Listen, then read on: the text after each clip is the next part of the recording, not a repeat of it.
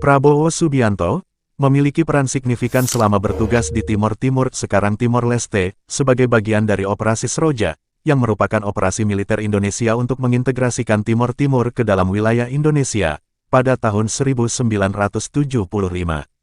Berikut beberapa poin penting terkait masa tugas Prabowo di Timor Timur. 1. Penugasan di Kopassus. Prabowo adalah anggota Kopasanda, kini Kopassus, pasukan elit TNI AD. Ia ditugaskan di Timor Timur pada akhir 1970-an, hingga awal 1980-an. Sebagai komandan lapangan, ia memimpin operasi anti-gerilya melawan kelompok-kelompok yang menentang integrasi Timor Timur dengan Indonesia, seperti Fretilin. 2. Operasi intelijen dan anti-gerilya. Prabowo dikenal menjalankan operasi intelijen dan taktik perang gerilya.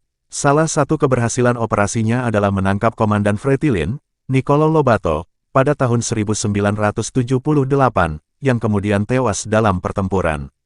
Ia menggunakan pendekatan yang dikenal dengan istilah hearts and minds, yaitu memenangkan hati dan pikiran penduduk setempat, meskipun juga ada laporan tentang tindakan represif selama operasinya.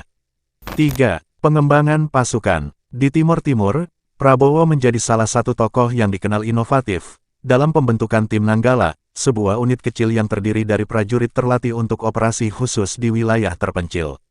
Strategi ini bertujuan untuk menghadapi taktik gerilya Fretilin yang sulit dijangkau oleh pasukan konvensional. 4. Kontroversi. Selama bertugas di Timor Timur, terdapat laporan pelanggaran hak asasi manusia yang diduga melibatkan pasukan yang ia pimpin. Namun, hingga kini belum ada pengadilan resmi yang membuktikan keterlibatannya secara langsung. Prabowo sendiri jarang berbicara secara detail tentang tugasnya di Timor Timur, tetapi ia menyatakan bahwa ia hanya menjalankan perintah sebagai seorang prajurit.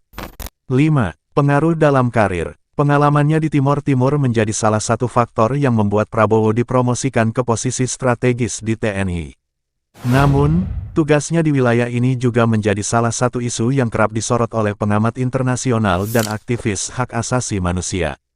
Penugasan Prabowo di Timor Timur menunjukkan bagaimana ia membangun reputasi sebagai seorang komandan militer yang strategis, tetapi juga berada di tengah kontroversi terkait pelanggaran dalam konflik tersebut.